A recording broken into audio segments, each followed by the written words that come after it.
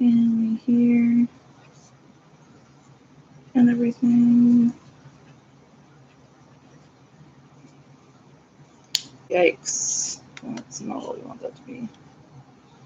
There we go. Hey guys, let me know things. Let me know how we're doing.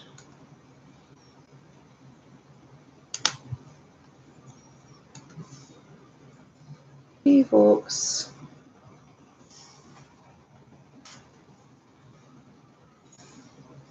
Folks and humans.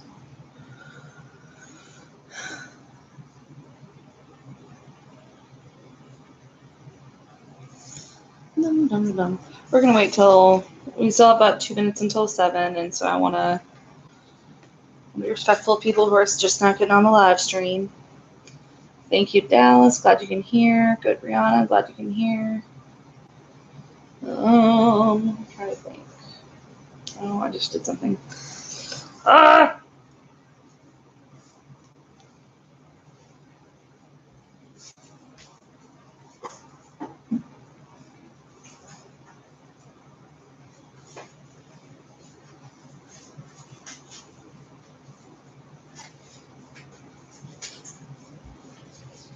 Folks, I did one of those things where I took like a 15-minute nap, and I don't think it was helpful.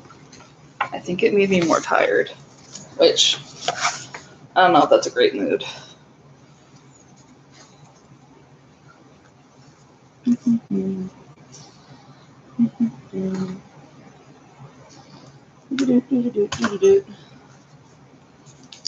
So guys, right now, while we're kind of getting started here, what are some things you'd like to spend some extra time on?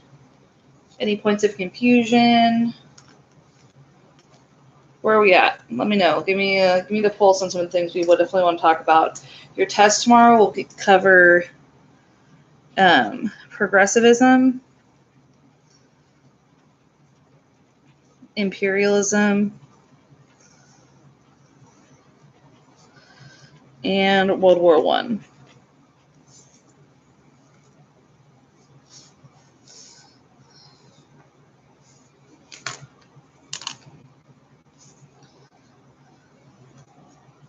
So let me know what we're thinking, folks. 7 p.m. What are we thinking? What are some things that you definitely were like, I did not understand blank? Or my students, when you guys are going on the review things, if there's things that you super didn't know that you feel like you should know, where are we at?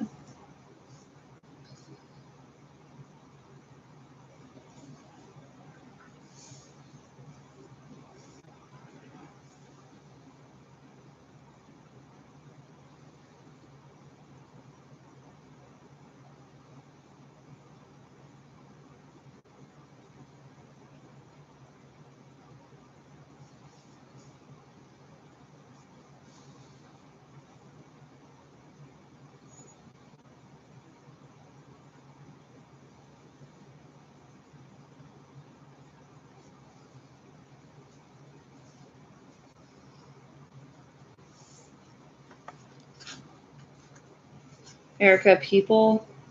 Yeah, Dallas. I mean, we've learned a lot. We've had a lot of things. William Taft. Okay. Are we looking at Christine? Are you talking his foreign policy, domestic policy?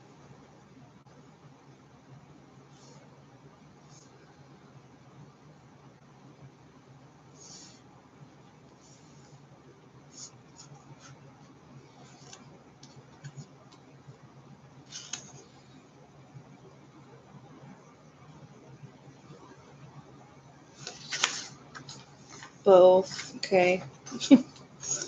Taft in general. Okay, so from what I'm seeing is we're kind of, like usual, you guys usually just kind of want an overview just to be sure that you're understanding kind of the larger picture. Does anyone else have any concerns that you'd like addressed? Guys, text your friends. Remind them the live stream's happening.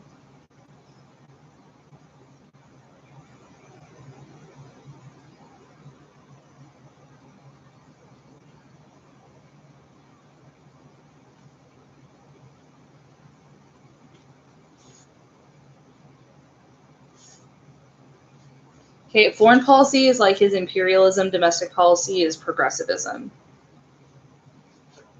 Guys, be sure you have out your notes so you can kind of be looking at that and see how you're feeling.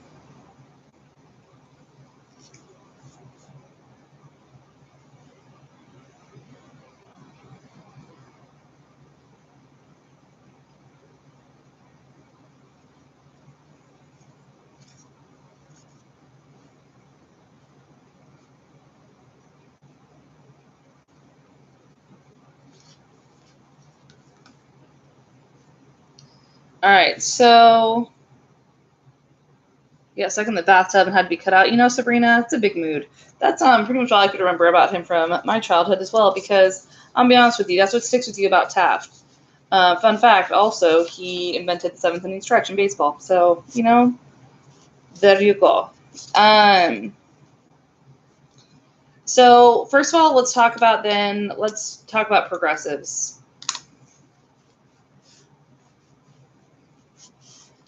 Okay.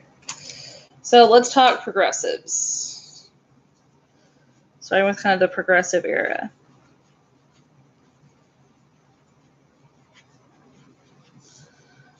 And this is when you guys had your progressives museum, the activity we did the museum, which was the videos, infographic,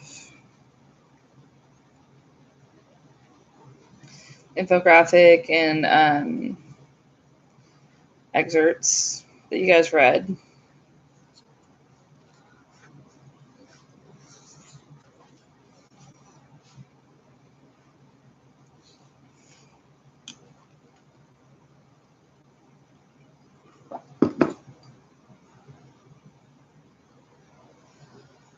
Bruh, indeed, Shiv. Bruh, indeed. Okay. So kind of an overview. What is the progressive time period?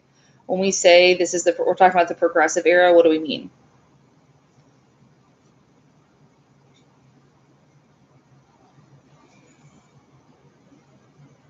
Why did we need the progressive era to kind of come about?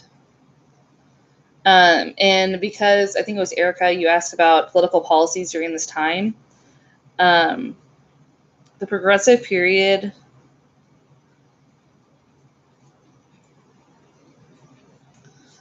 put laws and restrictions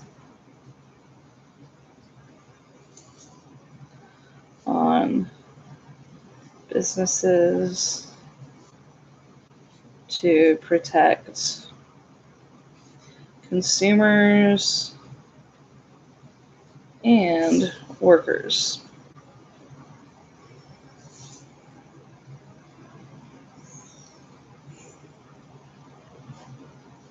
So that's kind of what the progressive time period was. It's they put a lot of laws and restrictions on businesses because they need to protect the consumer. Because one of the problems that was coming up, this is Upton Sinclair, this is the Muckrakers, this is the Triangle Shirtwaist Factory fire, this is kind of a lot of big moods happening. And so when we're talking about the progressive time period, we're talking about a time when the government is expanding.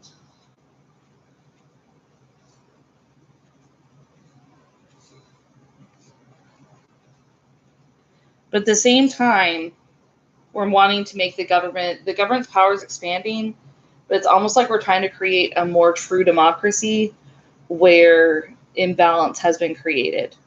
Like where businesses have gotten too powerful, this is where we're going to this is where we're going to put more democratic procedures in place, if you will. So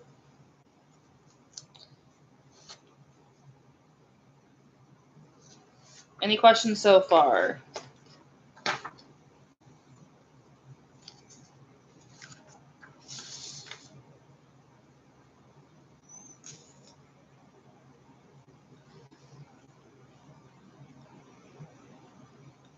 And mostly, so kind of the big, we had Muckrakers,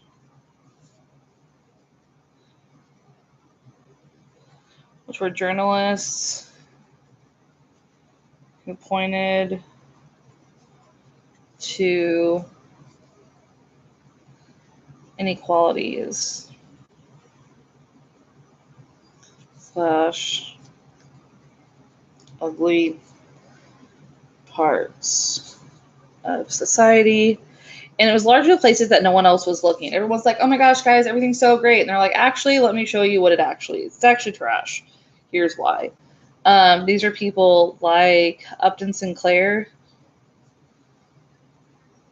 the person who wrote The Jungle,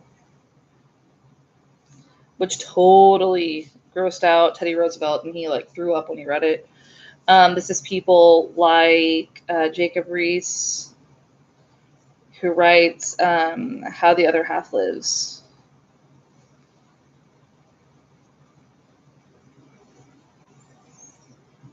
This is Ida Tarbell and her History of Standard Oil.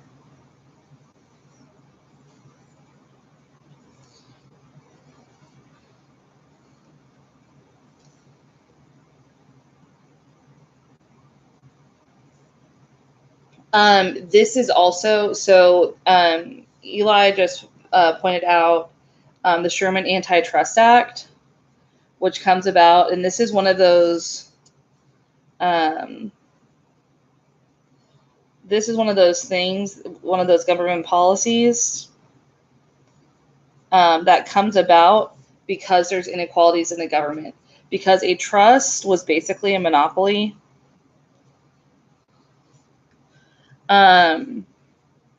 Basically, it's one conglomeration that owns all powers of production. So it's very similar to a monopoly. It's the only way that I would say that it's different is that it tries to like hide itself and be like, no, see, it's a bunch of different companies, and you're like, they all belong to the same trust. So it's like you have all these different companies who are all owned by the same person. And so one group is kind of deciding on the rates. And so what Taft is going to be famous for, really, he is a trust buster. That said, Teddy Roosevelt thinks Teddy Roosevelt thinks he is a Teddy Roosevelt thinks he's a trust buster, but he is not as much of a trust buster as he's not as much of a trust buster as Taft is. Taft is a lot of that. Thanks there, Shiv. It's Shiv just complimented my countertop. Thank you. It's definitely supposed to be made to look like granite, but it's not. It just, hides dirt and makes me think I have a really clean countertop. And then I wipe it down and I'm like, surprise, dirt. Largely the progressives this time period, they get a lot of their strength from these, and they're mostly middle class people.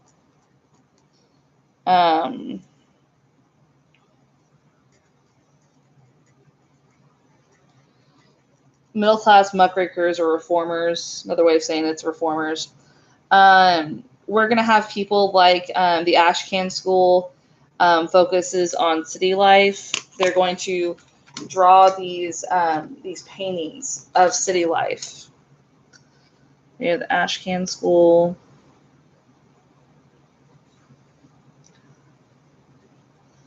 While the Hudson River art is known for landscapes of the West. The Ashcan School does city life, while the Hudson River artists were known for the landscapes in the West. During the Progressive Era, all of this is to help highlight inequalities that are seen largely in city life. It's mostly things in the city. Yes, Ocean, I just said, wasn't the Sherman Antitrust Act a federal legislative act that prohibited business from conspiring unreasonably restrict trade or supply a given area of the market? Yes, so that's kind of what this is. All these are the different people that they're trying to say. Basically, you have one entity that is controlling a market.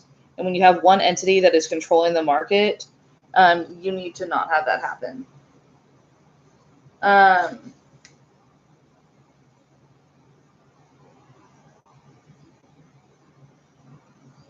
Goodness, everything's happening.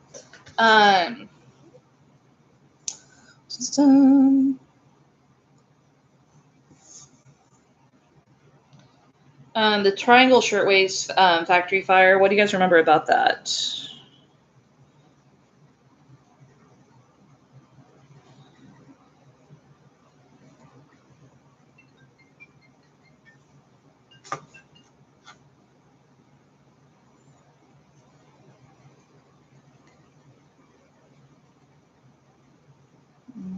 Nineteenth Amendment. Prohibition comes about during this time. Okay. Unsafe working conditions, sparked a change in working conditions. Yes. Okay. Oh, hold on, guys. Hello? Hold on. Sorry.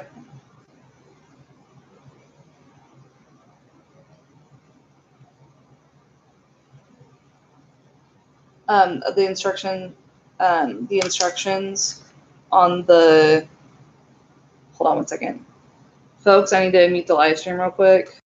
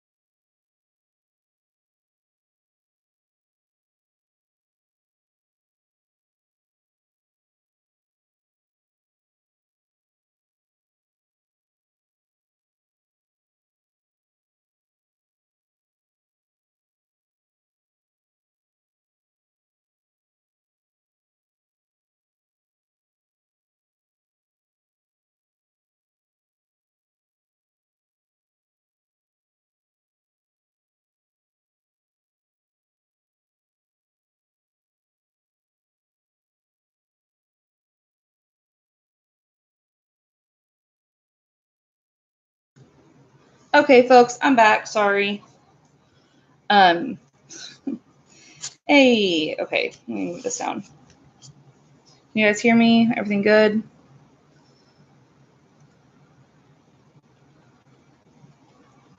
Yikes. Okay, oh goodness. Okay.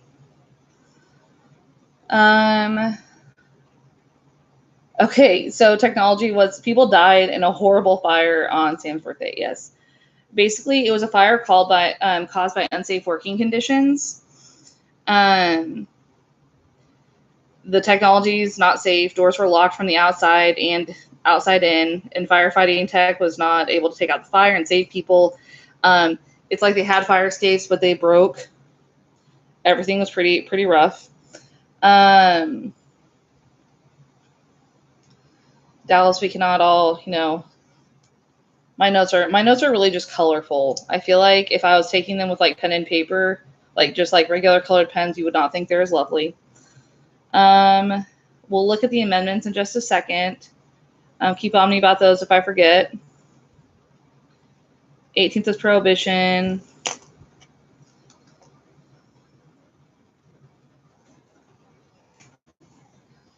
Are you hearing me now? Can we hear me talking? Okay. So the Triangle Shirtwaist Factory fire is going to change working conditions. Essentially makes factory conditions. Yikes! Could you really? That's a weird mood.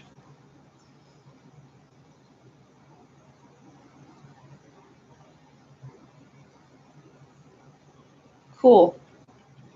Cool.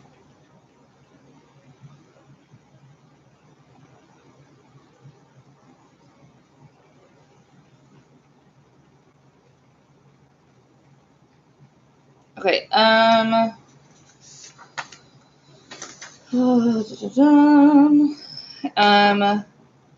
Largely new immigrants during this time period, they live in close-knit communities.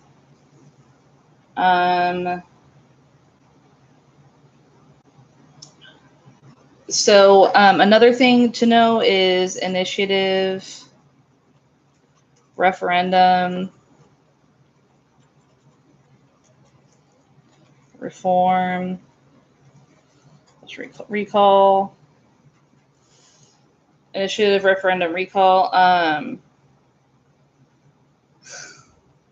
Okay, I'm mostly mostly I wasn't saying anything bad. I was giving someone directions though, like to my apartment to deliver something. People always act like they get like really lost. They're like, we don't know what this is.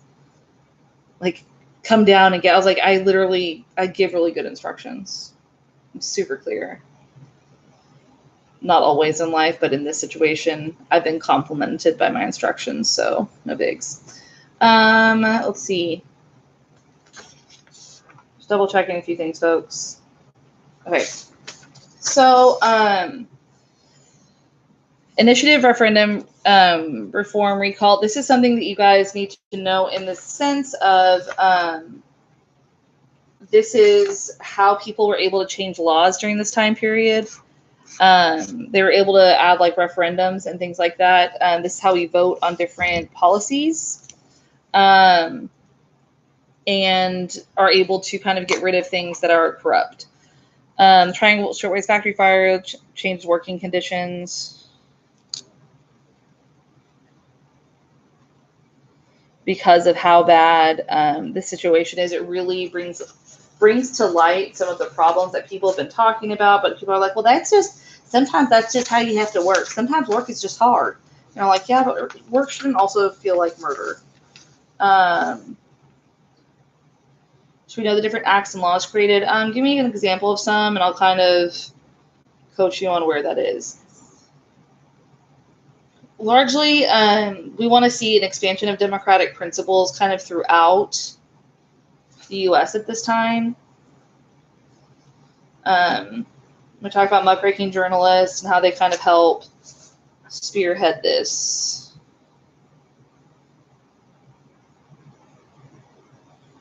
Okay. Clayton Antitrust Act. I believe it was Clayton Antitrust, a bit fuzzy on AES stuff, federal highways. Okay.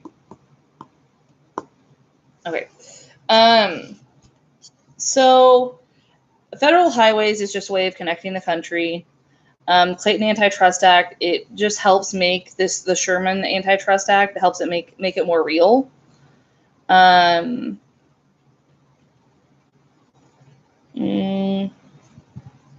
Immigration Acts of the 1920. Okay, so guys, we're jumping around a lot, and I need us to bring it on down.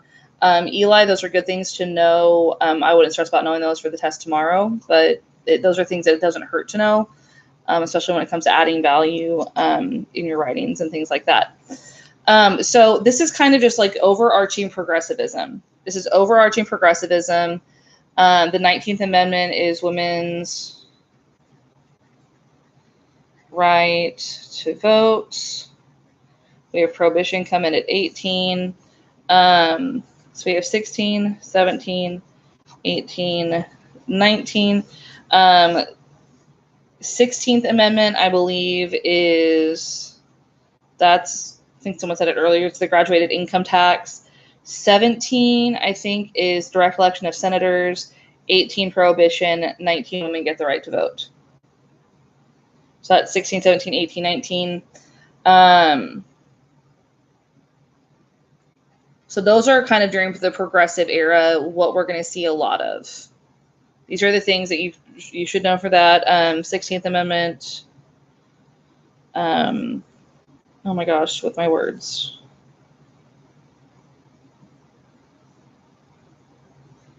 Income tax.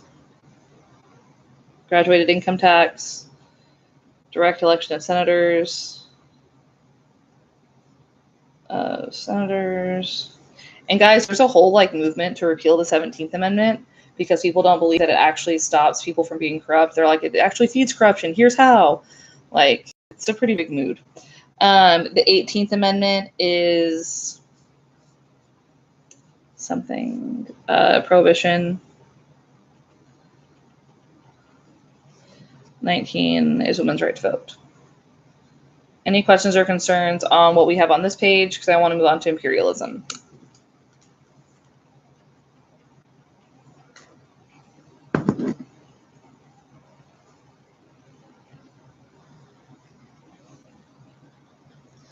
Oceana, yes, the 21st Amendment repeals prohibition. We're not quite there yet.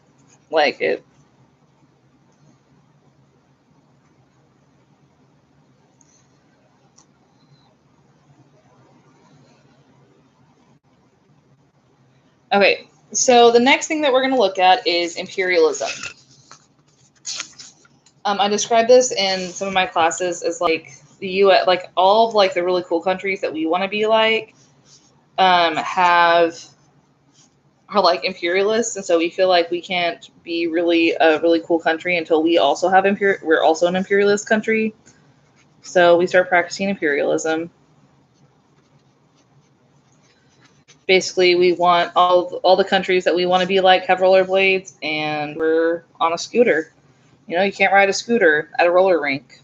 And so all of our friends are at this rollerblading party, and we just want to join. And so eventually when we get Alaska, Guam, Philippines,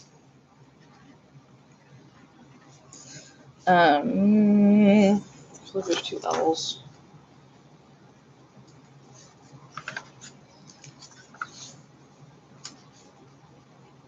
No, there's not. There's 2 P's. That's right. I was like, there's double something somewhere. The Philippines. Puerto Rico.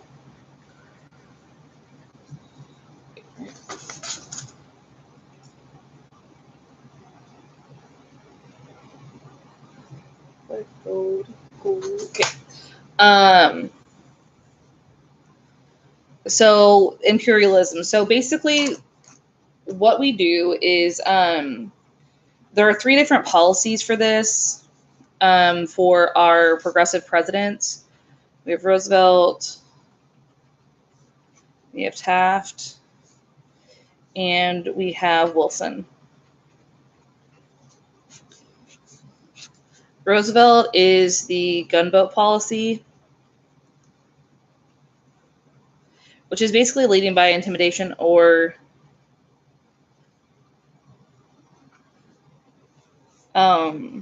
what they called big stick diplomacy, which is basically where you use the phrase walk softly and carry a big stick. Essentially, it's about intimidation. You intimidate others by showing them how powerful you are, and then they're not going to bother you because they realize how powerful you are. Taft was more focused on, his presidency was more focused on what he called dollar diplomacy, which means you get businesses to invest in infrastructure in other countries. Like in China, we invest in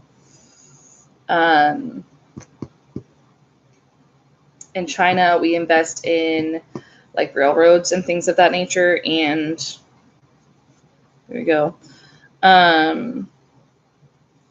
Like the railroads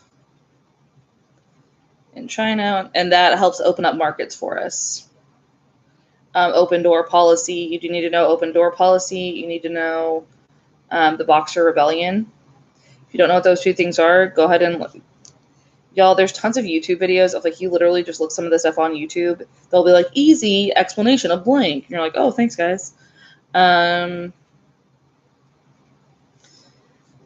To open up markets for trade. Next up is Wilson. Now, Wilson, he's more about moral diplomacy. When he comes in the picture, he wants to fix where we've gone wrong or been unfair. He like kind of wants to put a bow on it. Now, guys, I will say this. This is an activity that I know I had a lot of students that didn't finish in class on the day of. You need to finish this activity. If you didn't, go back in the Google Classroom and work on it. Because you do need to know this information. And it's going to be a lot more beneficial to you if you can read and learn about it, given the questions that we ask you about it.